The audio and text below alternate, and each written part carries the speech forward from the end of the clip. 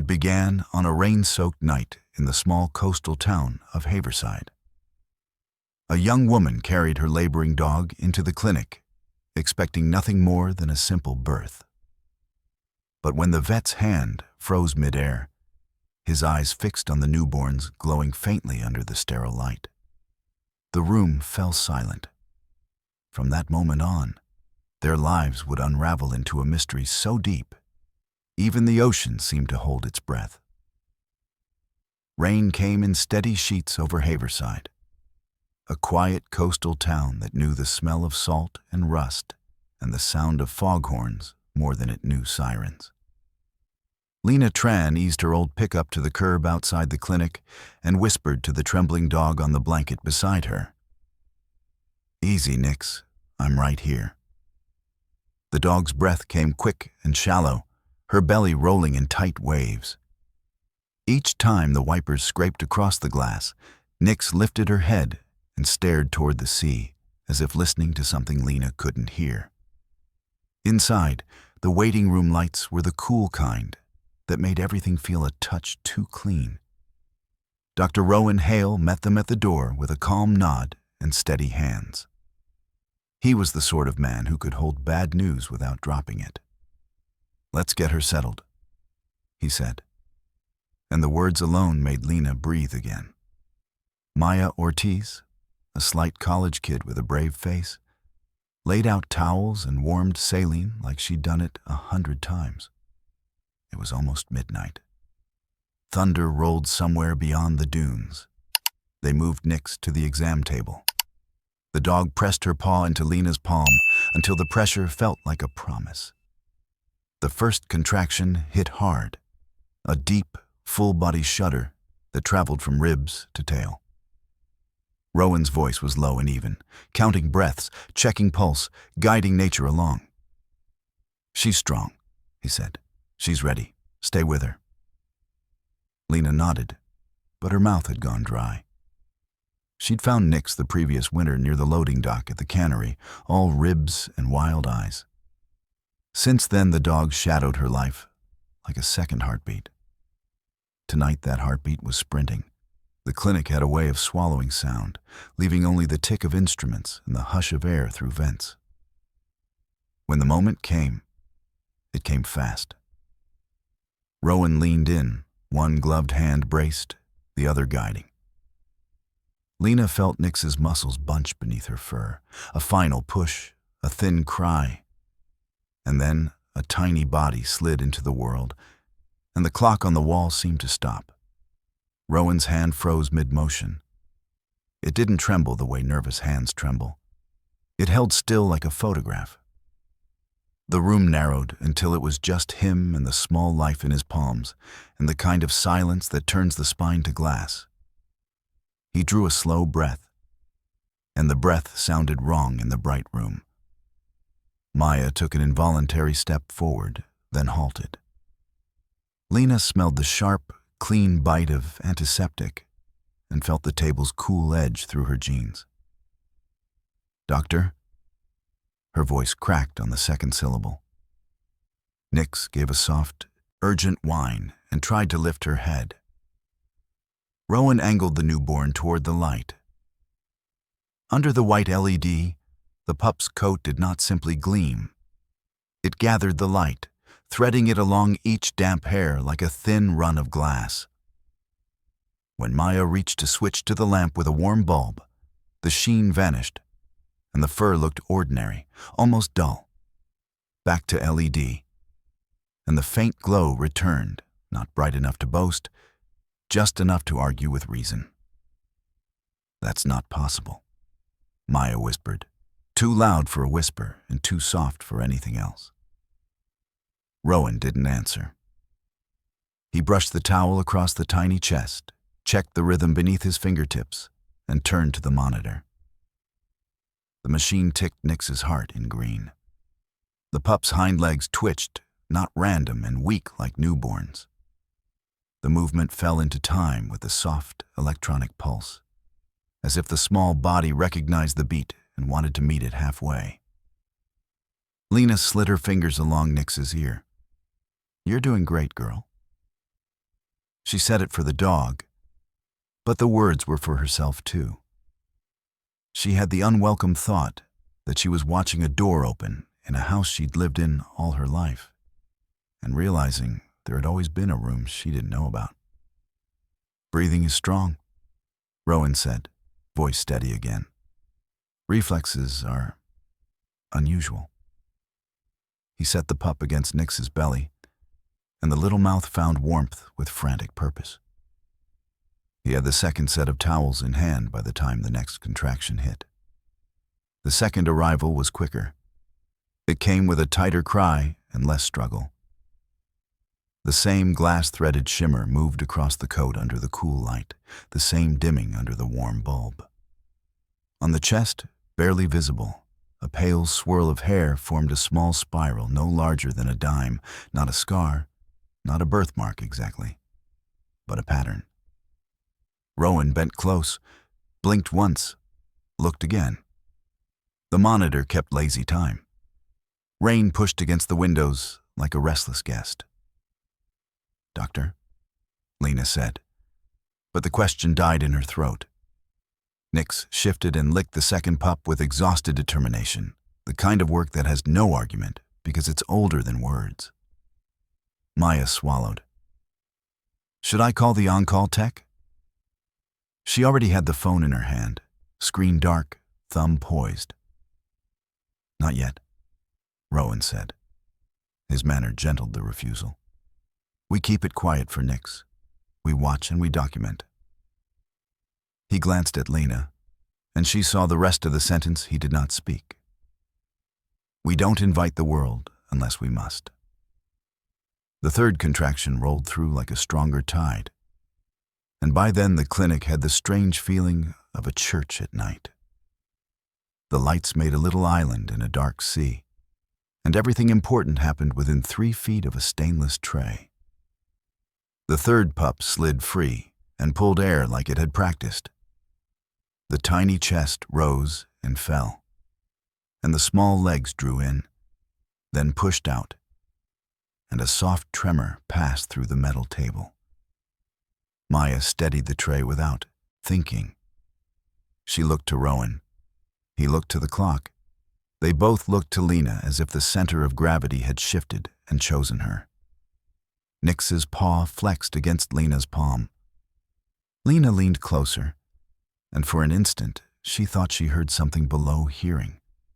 A low hush that wasn't the vent, wasn't the rain, wasn't the clock. It felt instead like the sound of someone humming through a wall, more felt than heard. And then it was gone. And maybe it had never been. Rowan wrapped the third pup and placed it with its siblings. The 3 pressed close together, seeking heat, making that soft squeaking that new life makes. Under the LED glow, the little coats took on that ribbon shine again. Boys showing off a trick to the grown-ups, and under the warm lamp they became plain and perfect and ordinary, which somehow made the other things stranger. The fourth came hard. Nix gave a strained cry, a deeper one that pulled Lena straight to her feet. "Easy," Rowan said, and this time the word carried weight. He slid a hand beneath, guided, cleared the airway, and for a breath the tiny chest did not rise. The clinic shrank to a pinpoint. The thunder outside stitched the sky. Lena realized she'd stopped breathing and forced the air back into herself like someone turning a rusty key. "Come on," Rowan said. "No drama in it. Just a command given with a kindness that makes obedience possible." The chest lifted. A small, watery sound became a thin, sturdy cry. Relief swept the room in a clean wave. The pup's coat caught the white light and did its little magic trick. On its chest, the spiral lay faint and perfect. Rowan exhaled for the first time in what felt like a long while. He glanced at Lena, and the truth finally had to find a mouth. "I've delivered more litters than I can count," he said. "These newborns aren't like any puppies I've seen." The line hung in the air, simple as a nail and just as sharp. Maya's phone screen woke in her hand with a soft glow she didn't mean to summon. She turned it face down like a guilty thought. In the parking lot, the rain softened to a steady whisper. Somewhere beyond the dunes, a foghorn sounded twice and then held its breath. Nix lay back with the kind of tired that has purpose attached to it. The four little bodies rooted and pressed and settled, and the room filled with small noises that tug old memories out of old hearts. Rowan adjusted the lamp, then switched briefly to the warm bulb. The shimmer vanished, and for 1 second, everything looked normal enough for a person to lie to themselves and call it a night. Then the fifth contraction gathered and broke. Lena steadied Nix's head with both hands. The fifth pup arrived quiet, shockingly still, and the hush that followed was not the hush of awe. Rowan moved fast, not theatrical, just exact. He cleared the airway, rubbed the small chest, tilted and tapped, counted under his breath like a prayer he never learned and somehow knew. A tiny gasp. Another. A fragile thread of sound that caught, frayed, and held. Maya let out a sound that was almost a laugh and almost a sob. Lena lowered her forehead to Nix's and closed her eyes. The clinic lights hummed. The rain went on. The 5 small lives pressed together like coins in a warm hand. Rowan glanced once at the door, the way a man looks toward a future he doesn't yet want, and then set his shoulders. "We keep them warm," he said. "We watch and we write down everything. For tonight, this room is the whole world." He turned the LED back on, and the faint arguments of light returned to the tiny coats, quiet and unreasonable and real. Outside, the foghorn sounded once more, as if the sea were acknowledging a birth it would remember. Morning came the way it does in coastal towns, slow and gray, with gulls arguing over nothing and damp creeping into the bones. Lena slept sitting up beside Nix's pen, waking each time a small sound rose from the bundled litter. Dr. Rowan had typed notes by hand through most of the night, the old pen scratching like a cricket.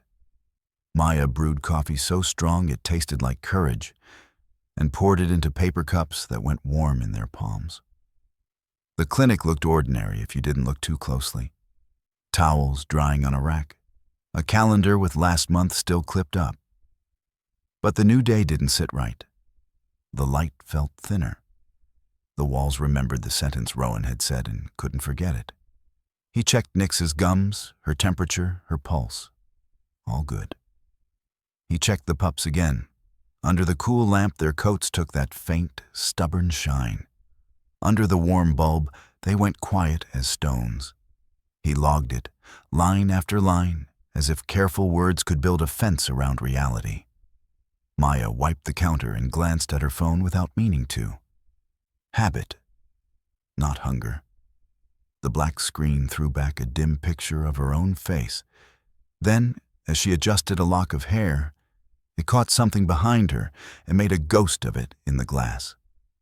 5 small shapes nestled close, Nix's muzzle draped over them, Rowan's hand hovering just out of frame. She blinked, pocketed the phone, and told herself she was seeing the night's wait.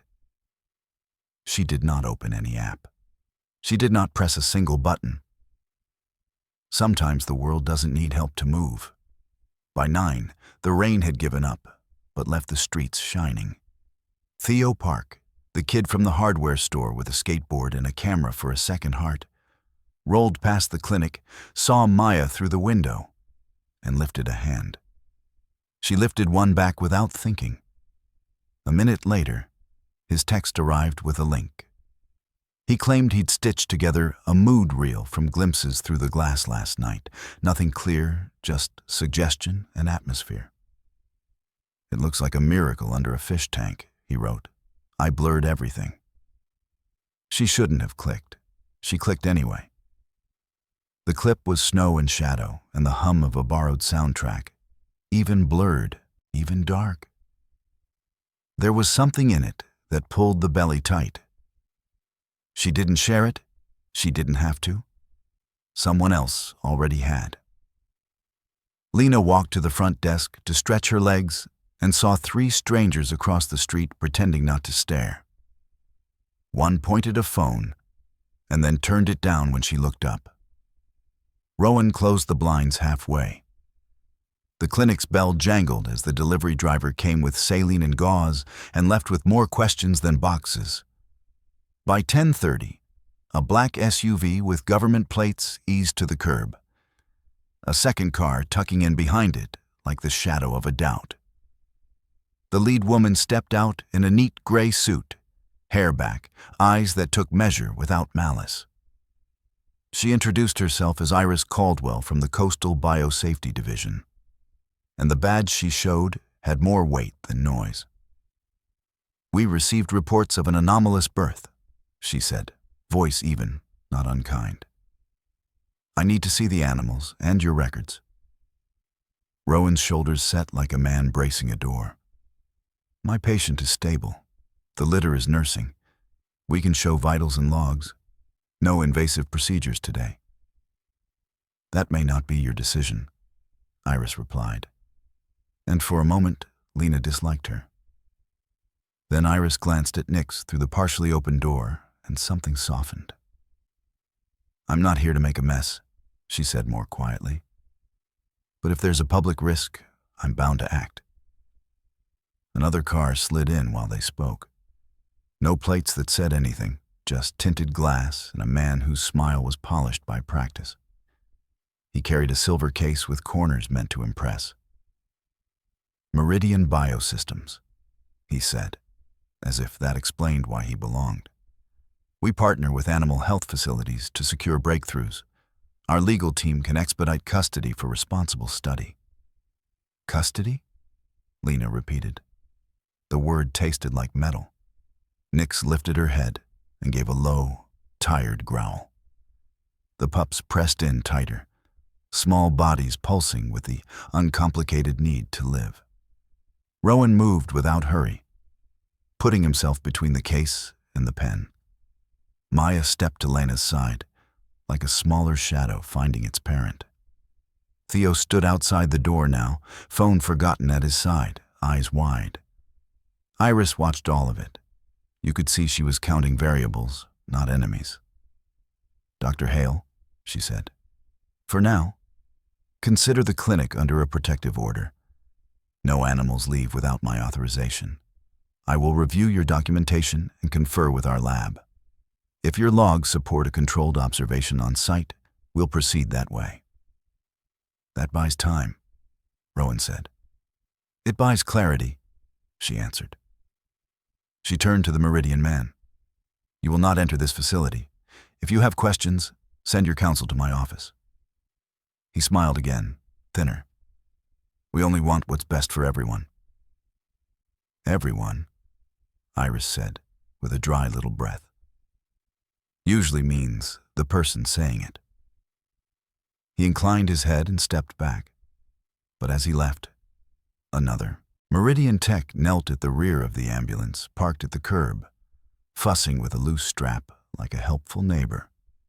Theo, who had been raised by 2 grandmothers and a string of busy Saturdays, knew the look of people tidying what isn't theirs.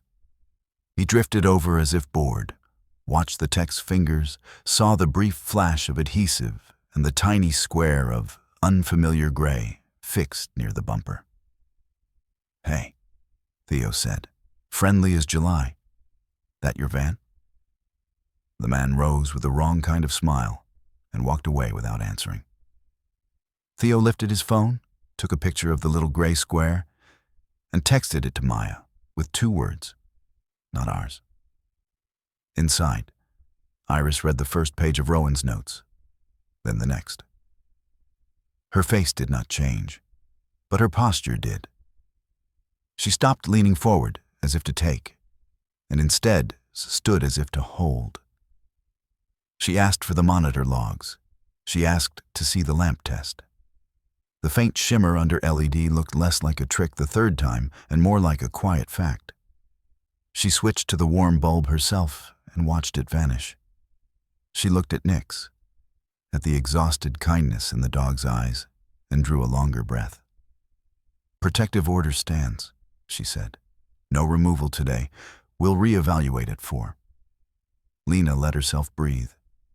Maya did not. She had the photo of the little gray square open on her phone and a weight in her gut she trusted. While Iris stepped into the hall to call her lab, Maya tugged Rowan toward the window and showed him the image. He didn't swear often. He swore now, one small word that landed like a gavel.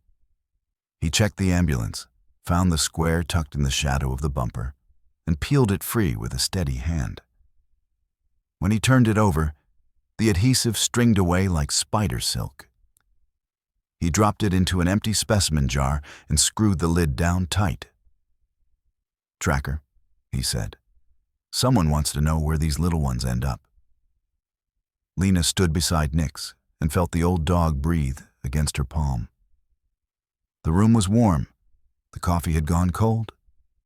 Outside, the street looked like any street on any weekday. People walked dogs. A bus sighed at the corner. Somewhere, a gull laughed like a bad comedian.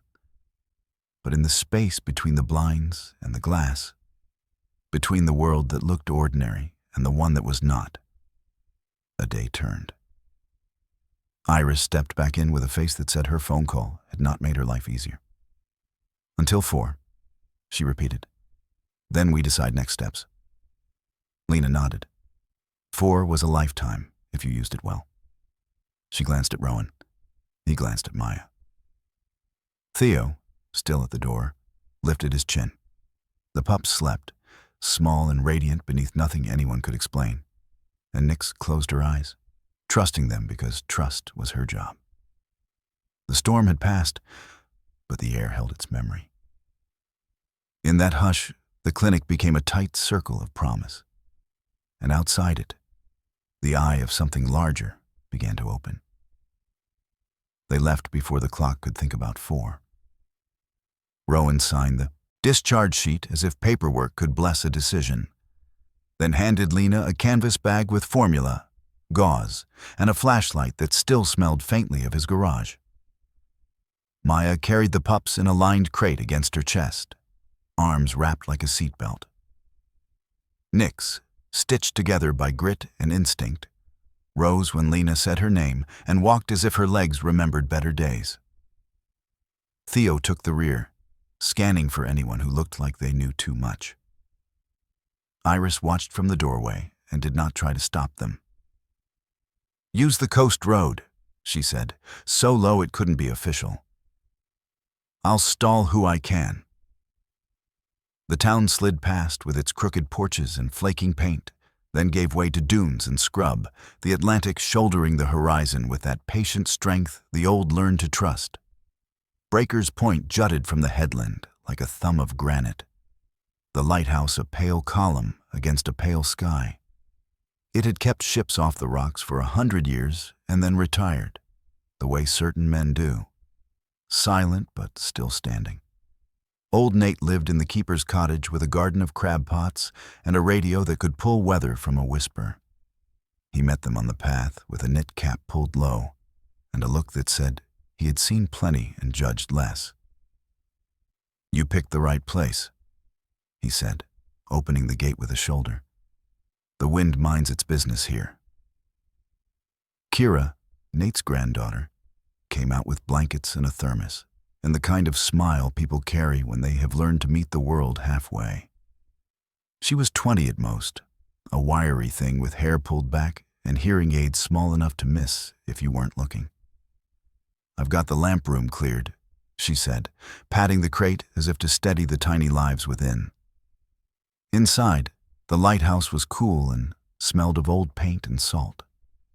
Stone stairs curled upward, the steps shallow and wide enough for careful feet. They settled in the circular room below the lantern glass where the light used to turn. Windows faced every direction. The sea took up most of them. Kira laid the blankets by the inner wall, away from drafts. Maya placed the crate down and opened it, and the 5 little bodies burrowed into the wool like seeds into earth. Nix lay beside them with a sigh so full it was almost a word. The wind changed. It was nothing dramatic, just the small shift that happens when the tide decides to announce itself. The sound at the windows dropped a half tone, and somewhere below, water struck rock and ran back laughing. Lena felt the change as a pressure behind her eyes. One of the pups lifted its head, blinked the way new creatures blink, then stilled. The pale swirl on its chest caught a thread of light and made a quiet answer. A second pup moved, then a third, small flanks rising in the same easy rhythm. Rowan, who had spent a life listening to hearts, looked at the ocean and then at the little ribs, and his steady hands made fists without knowing.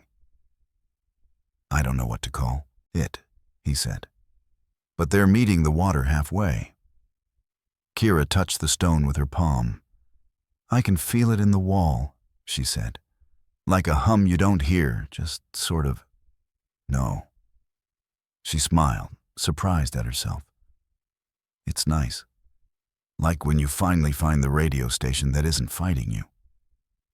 Lena brushed Nix's ear.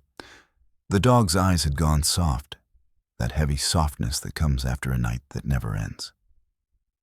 "Rest," she whispered. "I've got you." The pups pressed closer. Under the cloudy daylight, they looked ordinary in the best way. Damp noses, paws no bigger than the cups of thimbles.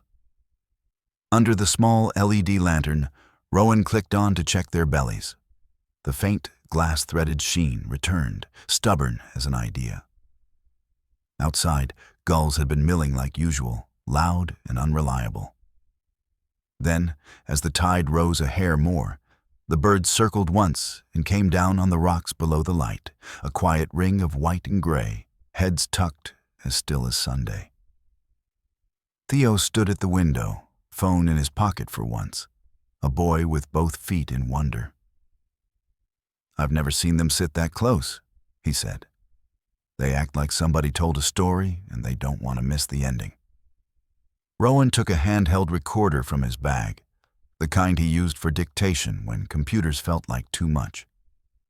He set it near the crate and watched the needle. It barely moved, but when the wave struck in a clean set, the thin line trembled in a pattern you could almost learn if you had time and patience. "Not proof," he said, half to himself. "But not nothing." Nate brewed coffee that could stand a spoon. He listened to the sea the way some men listen to sermons, with quiet agreement and the occasional nod. "When I was a boy," he said, setting mugs down on the wide sill, "we'd lose a boat some winters and not others, and no one could tell you why. My mother said the ocean has moods. Maybe you brought her something that suits one." The first hour passed in that strange, good silence that knows it can't last.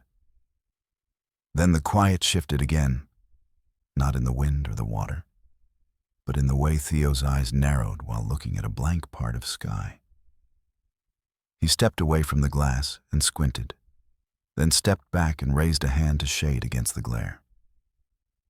"We've got a bug," he said. "Right there, hovering low." Rowan crossed to the west window. A small quadcopter hung out beyond the rock lip, its rotors a soft insistence against the coastal air. It eased left, then right, then lifted half a yard as if smelling a trail. The emblem on the shell was no emblem at all, which said as much as any. Meridian did not need to paint its name on things. Its money did the talking. Maya's jaw tightened. "They tagged the ambulance," she said, as if that one sentence could stand in court for all the rest. "They'll scent us with anything we let them touch." Kira moved without fuss to the spiral stairs. "The old lamp still has a cover," she said. "If we pull it, we can block the glare and give them less to see."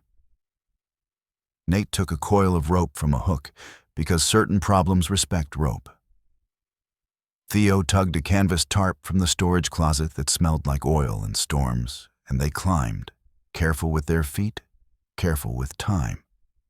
Lena stayed with Nix. The dog had lifted her head again, not growling, just alert, the way mothers get when the house makes a sound it doesn't usually make. Lena stroked the fur between her eyes. "I know," she murmured. "We'll keep the room small until they can't find the door."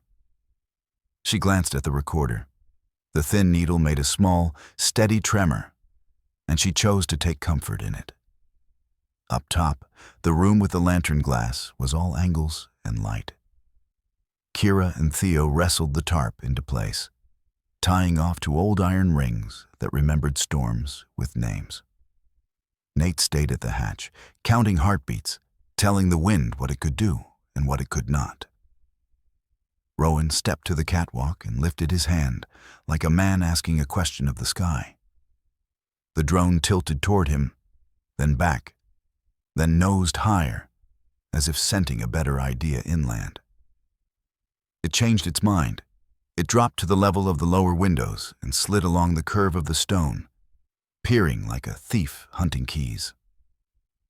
"Inside," Rowan called. And they did, closing the hatch with a soft thud that felt louder than it was. The drone's whine sank and rose outside the glass, a small, tireless wasp looking for bad news.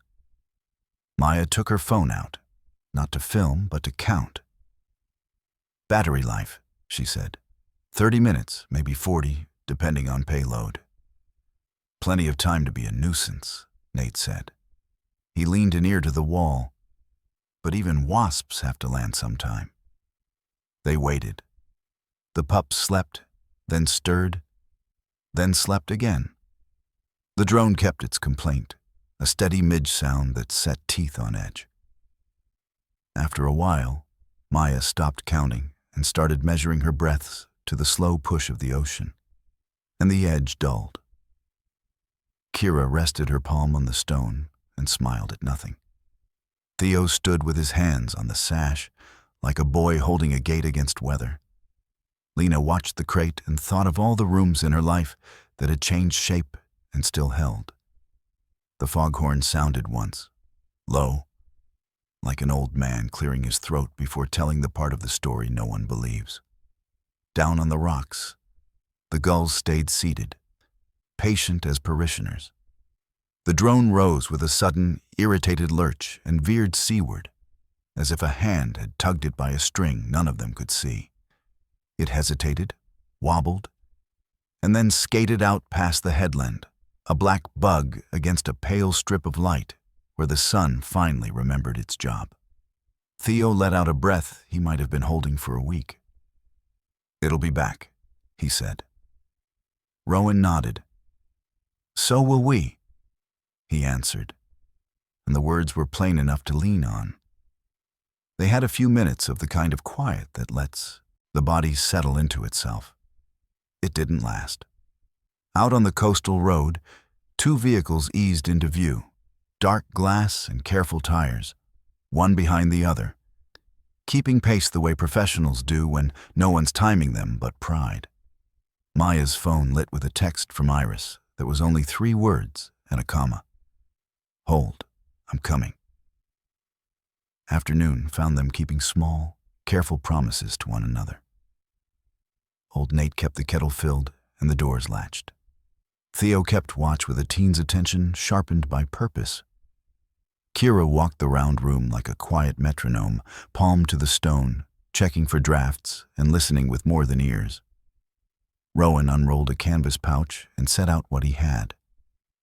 A handheld recorder, a pocket decibel meter, a small LED lamp, and a notebook with a red rubber band that had lost its snap years ago.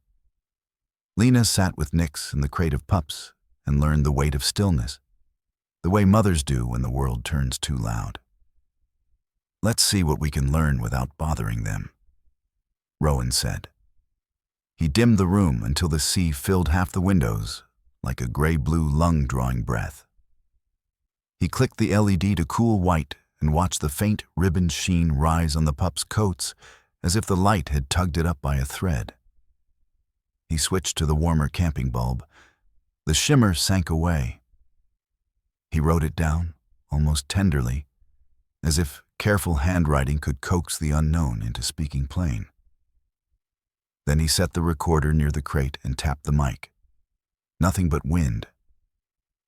He waited for the next set of waves. The needle wobbled, hesitated, then made a fine, stubborn tremor, so slow it looked almost bored. He checked the frequency and frowned, not unhappy, just interested. "It's down in the basement," he said, "low enough to be felt more than heard. If they're putting anything out, it isn't a shout, it's a hum." Kira smiled and set her hand flat to the wall. "I can feel it right here," she said. "Like when a big truck passes, only gentler. It settles you down before you even notice." Lena leaned closer to the crate. The pups breathed in a neat, steady rhythm. Nix's chest rose and fell with them, as if her body had agreed to the tempo and signed the contract. Outside, the tide pulled a thin shine across the rocks and laid it down again. The ring of gulls hadn't scattered. They stood like small saints, heads tucked, patient. "Note this," Rowan said, and Maya wrote while he spoke. "Under cool LED, mild reflectance. Under warm, none. Recorder shows micro-tremor peaking with sets. Pups rouse briefly with rising tide, then settle. Subjective reports, calm in room, birds quiet." His pen scraped softly, the sound of a man building a bridge with exact boards. A car door shut on the road below, the heavy, padded kind that belongs to newer money. Then another. Footsteps on gravel made their way up the path. Iris Caldwell reached the top first, breathing from the climb, hairline damp, suit jacket open. Behind her came two field agents, who wore neutrality like a uniform. Behind them, as steady as mildew, a man from Meridian carried a metal case and the smile that had unnerved Lena at the clinic. Iris took in the room with one slow look. She saw the lowered lights, the recorder, the dog, the woman on the floor with one hand on a crate of sleeping pups, the old man by the door, the kid with his back square to a window. "I won't waste your time," she said. "My lab wants the animals transferred to a secure site tonight. They've read Dr. Hale's notes. They say the unknowns outweigh the rest." "They're nursing," Rowan said. "They're stable. You have on-site data and observation. That's what any decent protocol should want before moving neonates." "I agree more than you think." Iris held his gaze. "But we're not the only ones at the table." She cut a quick look at the Meridian man. "And some parties don't mind flipping it." He opened his case with a neat click. Inside lay a document with seals and a small gray unit the size of a deck of cards. "Emergency transfer authorization," he said, laying the paper on the sill as though setting out dessert. "We can provide controlled transport and full chain of custody transparency. Everyone sleeps better." Old Nate snorted, a sound like a rope hauled across wood. Theo took one step closer to the case and looked without touching, the way boys do when they're counting teeth on a snake. Maya's phone buzzed. She silenced it and kept her eyes on Iris. "You attached a tracker to our ambulance this morning," Rowan said, calm as a stone floor. He set the specimen jar with the peeled device on the table. The little square floated like a guilty thought. "Your idea of transparency needs better glass." Meridian's smile thinned. "Field contractors can be overzealous." "Field contractors answer to someone," Lena said, and surprised herself with how steady it came out. Iris picked up the document and checked the seal against her phone, scanning the code with a tired efficiency. Her mouth flattened.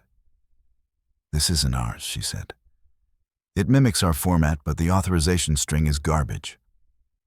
She turned to her agents. We are not executing any transfer on the strength of this. Meridian didn't argue. He simply didn't move.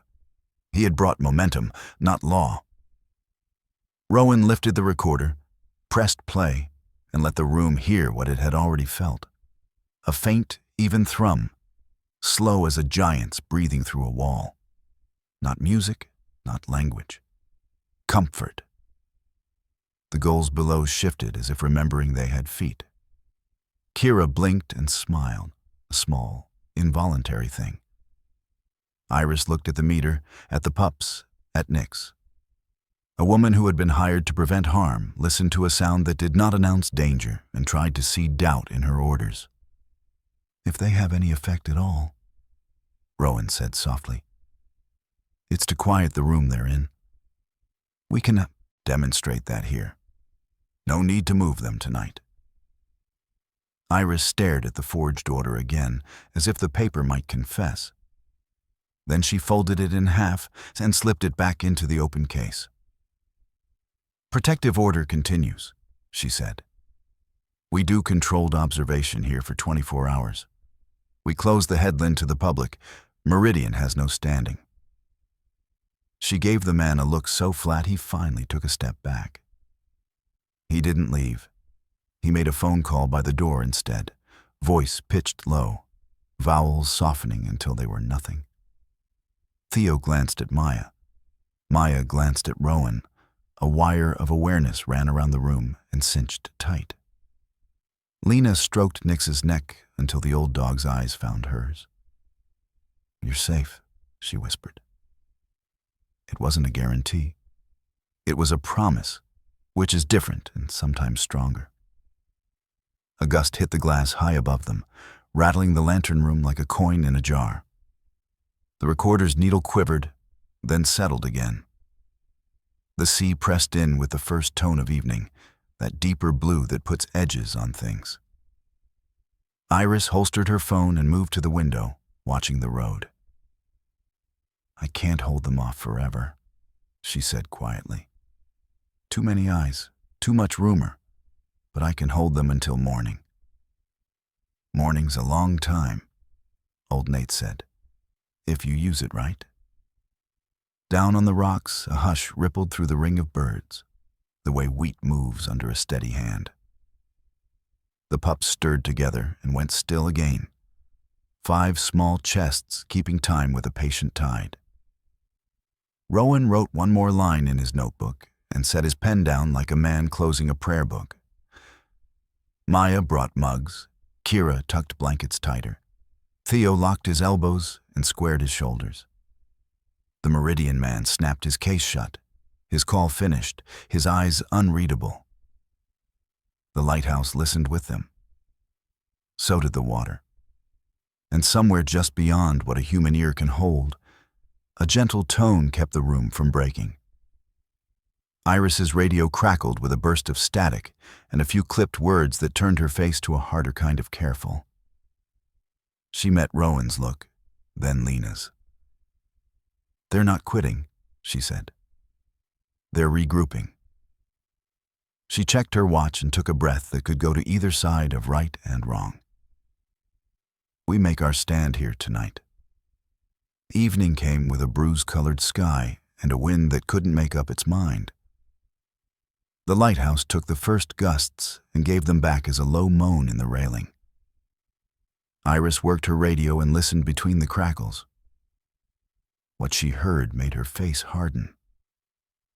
Harbor Patrol just flagged a situation in the bay, she said. Pods surfacing where they shouldn't.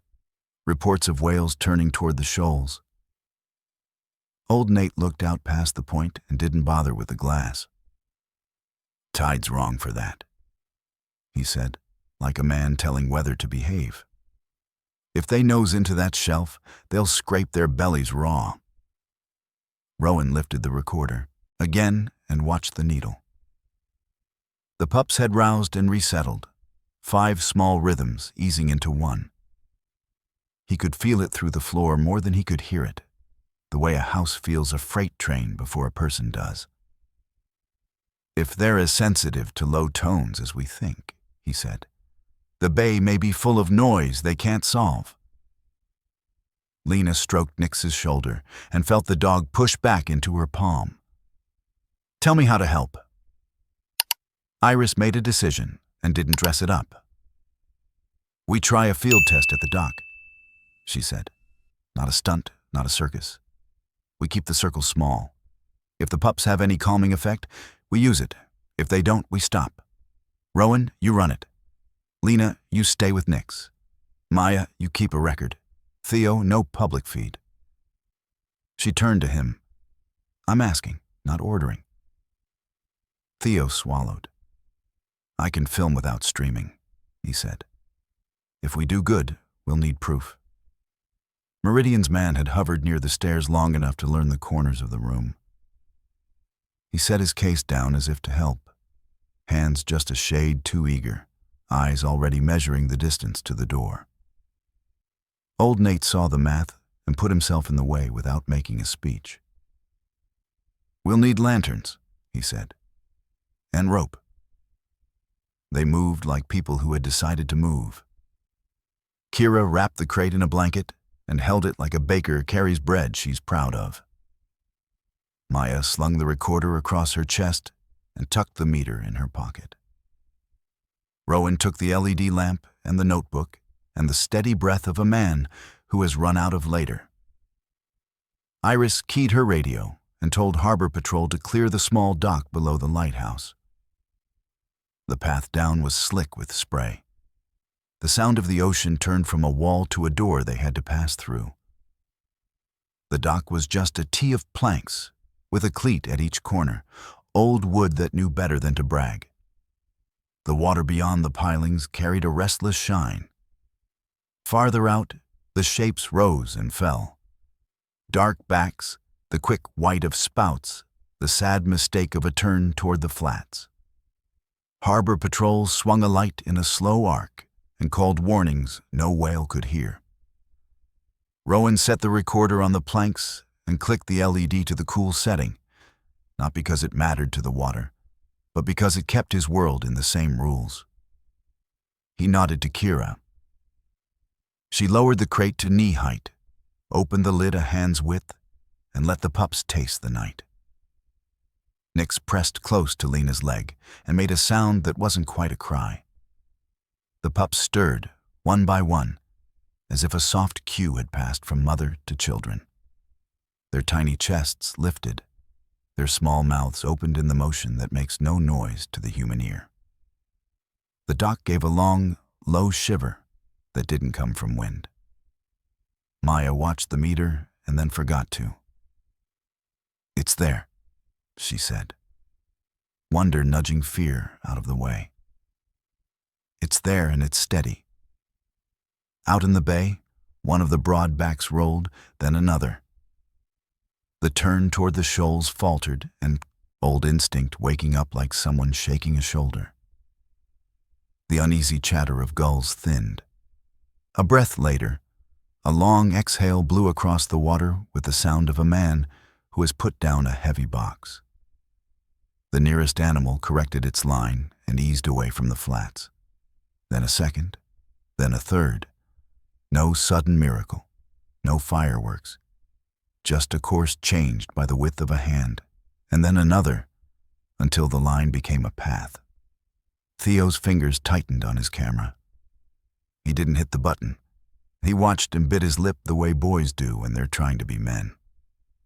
Old Nate leaned on the cleat and nodded once, slow. "Good," he said to the ocean, as if it were a stubborn child minding at last. Iris stood with her feet set, one hand on the dock rail, eyes following the outer ring. Rowan kept his gaze on the pups, whispering nonsense that wasn't nonsense at all. Lena pressed her cheek to Nix's head and felt the dog's breath even out. For half a minute, the world held its own weight and did not drop it. The grip broke with a footstep on the ramp. Meridian's man had not come alone. Two figures moved behind him, each with a box that had handles shaped like decisions. They came quiet, the way trouble does when it believes it's invited. Iris pivoted first. "No closer," she said, and the tone in her voice was the tone that stops cars. They didn't stop. The first man tried the rehearsed smile. "We have authority." "You have a forgery," Iris said, already lifting her radio. "And you're interfering with an active rescue." Old Nate didn't reach for them. He reached for the old foghorn lever bolted to the piling, a relic wired into a backup compressor he kept, because some things are worth keeping. He yanked it down and held it there. The horn answered with a long, mournful blast that lived more in bone than ear. It wasn't music, and it wasn't polite, but it was big enough to fill the headland and rattle the bolts in the ramp. The Meridian men startled back, hands to ears, boxes swinging. Theo grinned despite himself. "Granddad," he said, forgetting for a second that Nate wasn't his. Rowan shot him a look that meant steady. Kira tightened her grip on the crate and stepped back into the lee of the stairs. Maya slid between Lena and the ramp, with a spine that had learned how to be a fence. Iris took 2 quick steps and showed the kind of badge that doesn't need an introduction. "You're done," she said. "Turn around and walk." They hesitated long enough to see if anyone would blink, then backed up because the horn had no intention of quitting, and the harbor patrol boat had just swung its light full on their faces. They retreated to the shadow of the hill to make their next call, the kind people make when they've used up their polite. Iris signaled the patrol and cut a level hand. The horn eased. The night remembered its softer voice. Out in the bay, the last of the dark backs tipped toward deep water and stayed there. Rowan checked the pups again. They were drowsy, not spent. Nix licked each ear with priestly care. The recorder's needle settled into a slow walk. Maya wiped her eyes with the back of her wrist and pretended it was the wind. Theo finally lifted his camera and took 3 stills. No flash. The kind of pictures that become proof later without stealing anything now. Iris looked at Lena and then out to the quieting line of water. "You bought us more than time," she said. "You bought us a public that might listen. Listening's only good if you say something worth hearing." Old Nate put in, letting the lever ease back to its rest. Tonight said plenty. They climbed the path in a close knot, lantern lights swinging over weed and rock. At the top, the lighthouse waited like a patient elder. On the last turn of the stairs, Lena felt Nix lean into her knee as if to say, "Enough for now." In the round room, Kira tucked the pups back into warmth and set the crate where the wall carried the hum best. The ring of gulls below shifted and resettled like a congregation after a hymn. Theo's phone vibrated. He looked and didn't look at the same time. Messages stacked from friends and strangers, questions and rumors, and the hungry pull of the world beyond the glass. He put the device face down and sat by the window with his hands around his knees, as if guarding a small fire. Iris radioed in the beached whale false alarm and logged the mitigation like a woman setting stones in a line she intends to hold. Rowan shut the lamp to warm and watched the shimmer go away, as if reminding himself that mystery can rest when it needs to. Lena lay down next to Nix on the blanket and felt the old dog's ribs under her palm, the rise and fall that had steadied her days long before all this. "Sleep," she whispered. "We'll stand the watch." Outside, the ocean, satisfied for the hour, put its back to the deep and breathed like a giant at peace. Morning eased in like a hand on a fevered brow. The gray along the horizon softened to pearl, and the wind lost its bite. The lighthouse room smelled of coffee and wet rope and the good, clean fatigue that comes after a night spent doing the right thing the hard way. Nix slept with her muzzle over the crate, one ear cocked as if duty had a leash on rest. The pups lay in a loose pile, warm and breathing as one. Iris stood by the window with her phone and a folder she hadn't opened yet. When she turned back to the room, the set of her shoulders told the truth before her words did. "I've got the ruling," she said, voice steady but a shade hoarse. "Emergency designation under wildlife preservation, interim category for bioacoustic juveniles, observation at a protected site only, no seizure, no private custody, no corporate bids." Rowan leaned his hands on the sill and let out a breath he might have been saving since midnight. Old Nate nodded once and poured coffee like he was saying, "Grace." Maya put a hand to her chest, surprised to find it still there. Theo, who had watched too many shows where a badge meant the wrong thing, let his face break into a grin and then zipped it back to something like serious. Lena touched Nix's back and felt the old dog's ribs rise under her palm. Iris set the folder on the table and slid a small sealed envelope across to Rowan. "And this," she said, "because I'm not naive. It's a counterstring. Scrambles the signature on any trackers that might have touched your gear. 2 uses. After that, you'll need new wheels and quiet luck." Rowan took it like a sacrament. "You didn't have to." "I did," she said. "I'd like to keep my job. I'd like more to keep my conscience." She looked at Lena. "There's a boat, off-grid sanctuary. They don't publish an address and don't keep visitors. I can get you to the handoff. After that, no calls, no names." Her mouth softened. "They'll be safe." The room went still in the way rooms do when a choice arrives dressed as mercy. Lena kept her hand on Nix and watched the pups breathe. It's a hard thing to love something enough to let it disappear. She'd done it with people, and it had hurt in a different key. With dogs, the heart breaks cleaner. She nodded once, not big, just enough to tip the world. "We go." They moved as if a clock had agreed with them. Kira tucked soft towels around the crate and added one of old Nate's wool caps because comfort is in the details. Maya gathered notes and the recorder, double-checked the timestamps, and glanced at Theo, who already knew which pockets would stay quiet and which would sing later. Rowan packed his little kit, then paused to write one last line in the red banded notebook and tear it free. He handed it to Lena. "For when you need the sound back," he said. "You read this. You'll hear them again." They took the narrow stairs and came out into air that smelled like salt and forgiveness. The headland path wore the night's weight, but offered a steady tread. Below, the bay had ironed out its worry.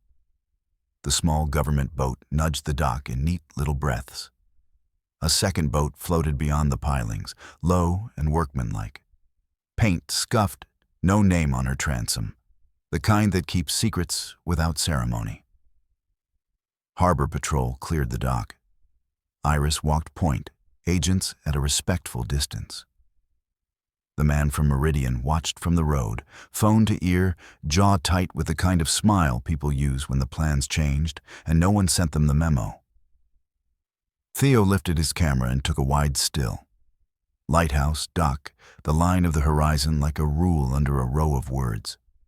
He lowered it again. Some things are meant to be proof later, not appetite now. At the dock, the sanctuary crew waited without badges. 2 of them stepped forward, eyes kind, hands empty. No questions. Just a nod to Nix, a longer look for Lena, the sort of look that understands the price, being paid. Rowan lifted the crate shoulder high and felt the soft thrum through the wood. The pups stirred, then settled.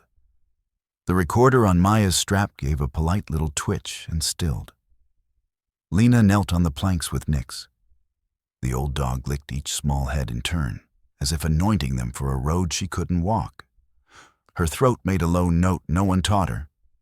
The pups answered with that felt not heard hum, and the dock boards shivered as if a distant train were passing under the bay. The glass in the lighthouse windows gave a sympathetic tremble, old iron sighing in its bolts. Even the gulls kept quiet, heads turned, eyes on the small ceremony at the waterline. "It's time," Rowan said, and the words didn't break anything. The crate changed hands. Lena's fingers stayed on the rim a second longer than they needed to, then let go without drama. She stood because the body must. Nix pressed into her leg. Lena wrapped an arm around the dog and put her cheek to the fading edge of puppy smell. The sanctuary crew moved with the economy of people who've carried too many precious things too far. They stepped aboard, set the crate under the forward combing, spread a blanket, and stood back a beat, listening. Satisfied, they cast off.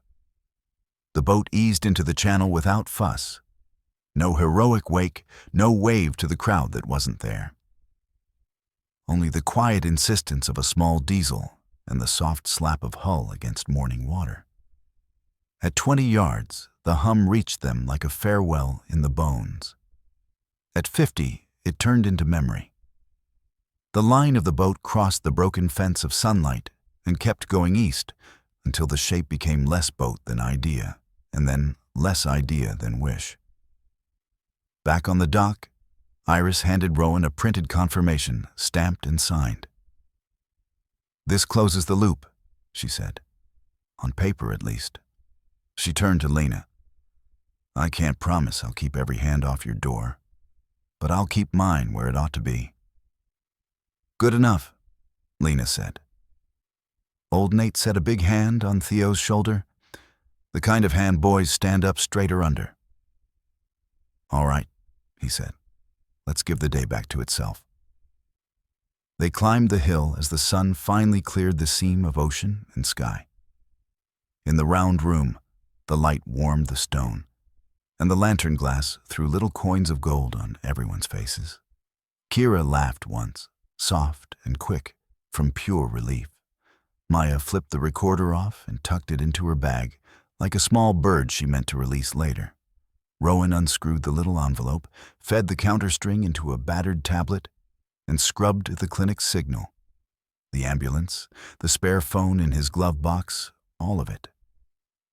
With the careful attention of a man erasing his own footprints. Theo sat by the window and opened his laptop. He edited slow, no breathless cuts, no clickbait polish. He laid in 3 stills from the dock, the faint whisper of the recorder under the sea wind, and Iris's voice reading the preservation order, steady and clean. He ended the clip on the lighthouse glass, trembling in the new light. He titled it Simple and sent it to the place where the world goes looking. Lena and Nix lay down on the blanket they had learned to share and let the silence lift and settle like a quilt. The room held the hush of a church after the last hymn, when everybody knows the service is over and no one wants to be first to move. Rowan closed his notebook and looked at his useless hands, then at the sea, and thought maybe usefulness wasn't the only way a person measures worth. Iris sat with her back to the wall and let herself breathe like a woman off a witness stand who told the whole truth and didn't perish. Outside, the town began its ordinary day, none the wiser and none the worse. A bus sighed. A bell rang at the school near the cannery. A gull argued with a trash can and lost. The ocean put its shoulder under the horizon and pushed the sun a little higher. In the doorway, old Nate took off his knit cap and smoothed the rim like a man tipping his hat to a passing procession he'd always hoped to see. Lena reached for Rowan's scrap of paper and read the few lines he'd written. A set of breaths, a pace, the number he'd given that hum when words couldn't hold it.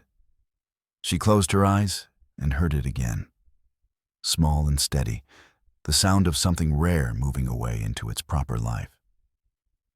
She pressed the page to her chest and smiled through the ache, because some losses buy freedom, and some goodbyes plant trees.